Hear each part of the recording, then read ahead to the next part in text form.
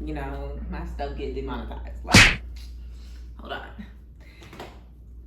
Buenas noches. Buongiorno.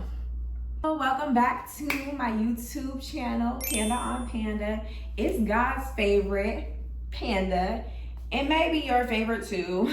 Depends on who's asking.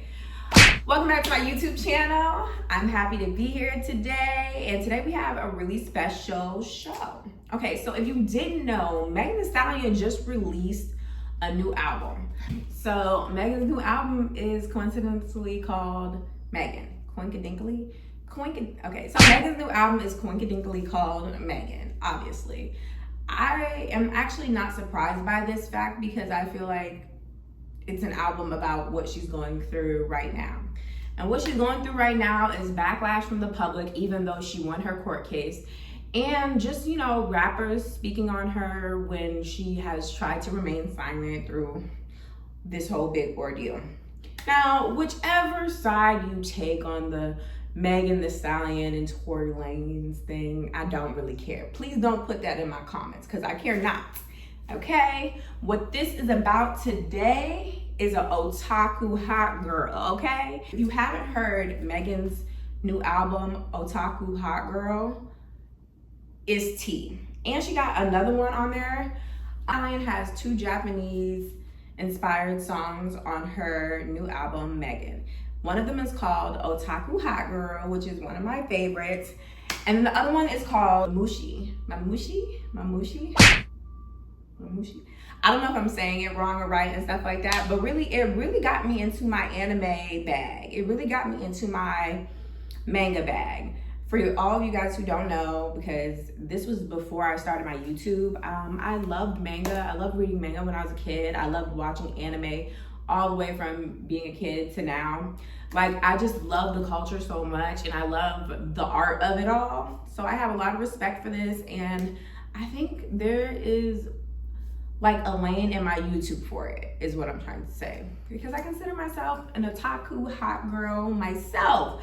And I feel like I want to share that with you guys because I feel like if you're on my YouTube, I want you to know the different sides of me. And one side of me is somebody who is really kind of like a nerd, and she do like anime.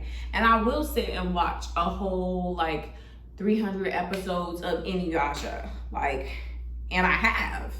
Okay, now right now where I'm at, almost becoming 30, it's really hard for me to sit down and really enjoy anime, even though I still love it. I don't know, something about getting older just makes it so hard to enjoy the things that you used to enjoy. But I think that I'm going to get back into it. Of course, I've seen the newest animes that popped up recently, like Attack on Titan. That's like super popular, and also it's not even that new. It's been spread out for like at least 8 years. But either way, love it. And so what we're doing today is going through my top 10 animes. And this genre is kind of like a romance dramedy type of genre. So I would say that this is the top 10 anime in romance and drama. So without further ado, let's hit off with number 1. But I want to point out that this is not in chronological order, y'all.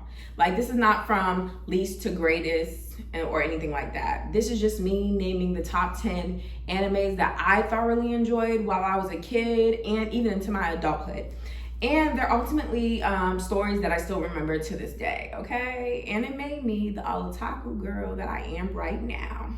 Let's get into it. My first one is Nana. Now, if we were talking about stories and plot, I would say that Nana is a very intricate story, and it's very realistic to human life. So Nana is about these 2 women named Nana, but they're 2 completely different personalities. One personality is punk and cold, and the other personality is lovey and clingy. So this story is about them 2 living together and the people that surround them and the men that surround them, basically. The main character is like the innocent girl named Nana, and she pretty much makes all these bad love decisions, but it's so realistic. Like, it had me going through it. No lie, I kind of ended up hating her as a character, but I feel like it was the most realistic anime I've ever watched. I see girls today making the same mistakes that Nana made in those animes. And I definitely shared this specific anime with my friends as well, because I feel like this is a good anime to ease you into anime world if you're not used to it, because it's so lifelike. It's so easy to grasp and stuff. Cheating dudes, wanting a relationship too bad, clingy girls, like it was giving that type of dramedy. So it's something in there for everybody, especially if you like drama and love and romance. Actually, I would say that it's not even that romantic. It's kind of sad how her love story turned out, but that's just for you guys to determine. That's what I felt about Nana, but I ultimately think that it is a work of art. Okay, moving on. Another work of art that I feel like is not talked about enough is Gravitation. Gravitation.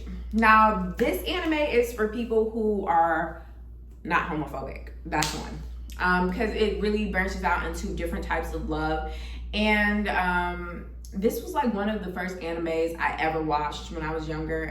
My friends used to let me borrow her CDs that were Gravitation.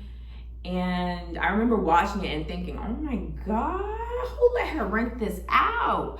But really, there's nothing too scandalous on there, but it was just like male on male love.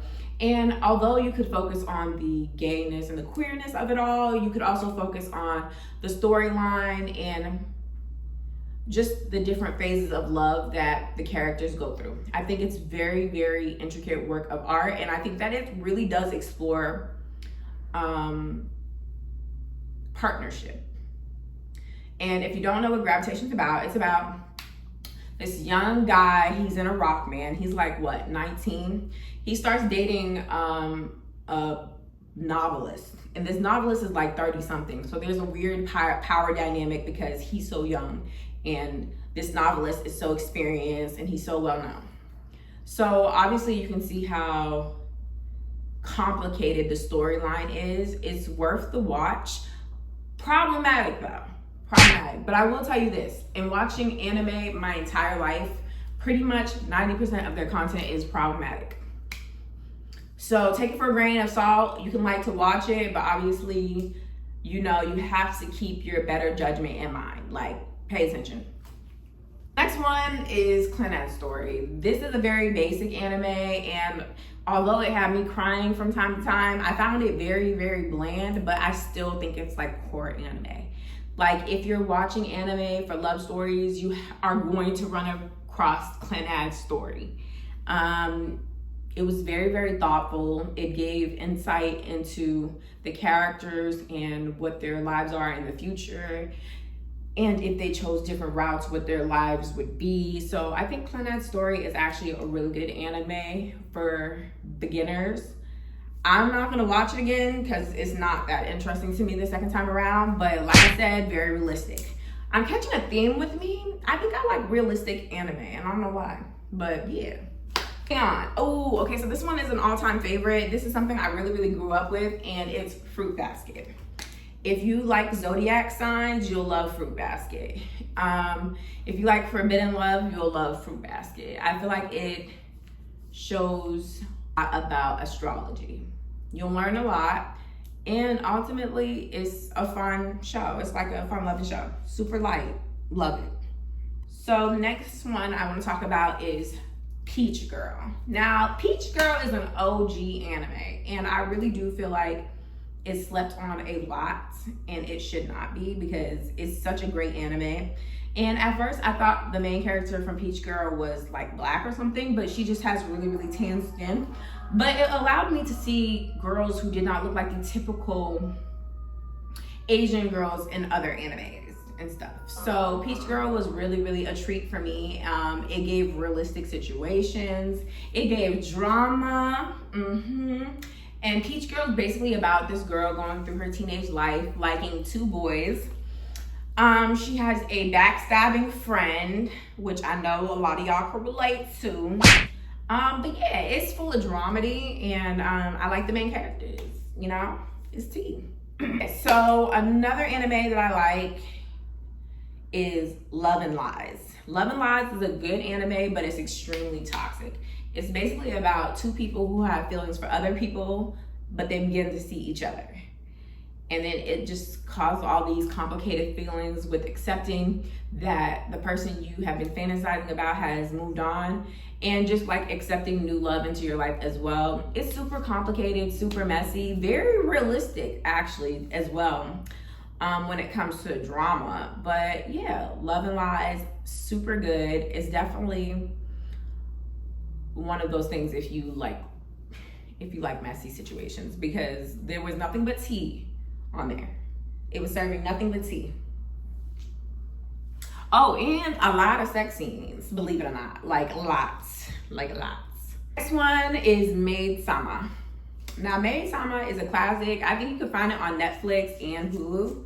But yeah, it's basically about this girl who has to work a job at like some type of maid calf, and none of her classmates know until this one classmate, who is a handsome guy, finds her at the calf, but he doesn't tell the classmates what he saw, and they begin to be friends. And friends turns into romance, and it's super cute, super lighthearted. Love it. Maid Sama is a very solid anime, especially if you like animes that like push the story forward, like move on in the story, because there's like a lot of long-winded anime, and it like some animes you really have to take a break in between because it's so long-winded, and it takes so long to get to a different point in the story.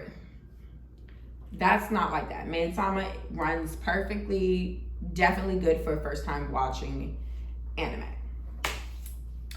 Something that I feel like did run on too long is Inuyasha. Even though I'm recommending it in my top 10, I will say that Inuyasha has way too many episodes. Now, the episodes are very green friendly, like you can watch them in any type of order, but obviously with the big battles, you will have to watch it in order. But like ultimately, it was a good story about loving people and moving on and finding new love, a greater love.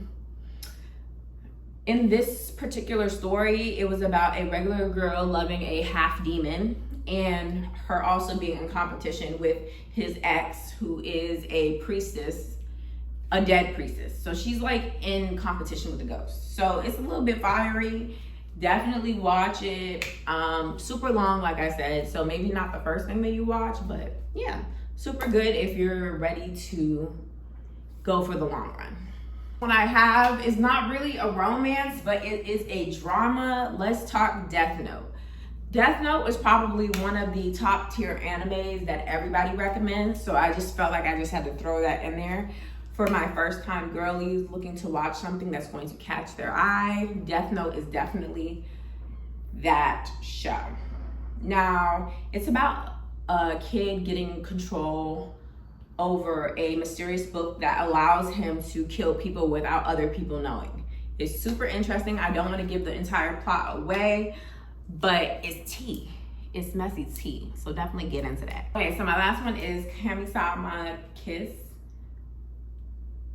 And I would like to say Kami-sama Kiss. I hope I say it right.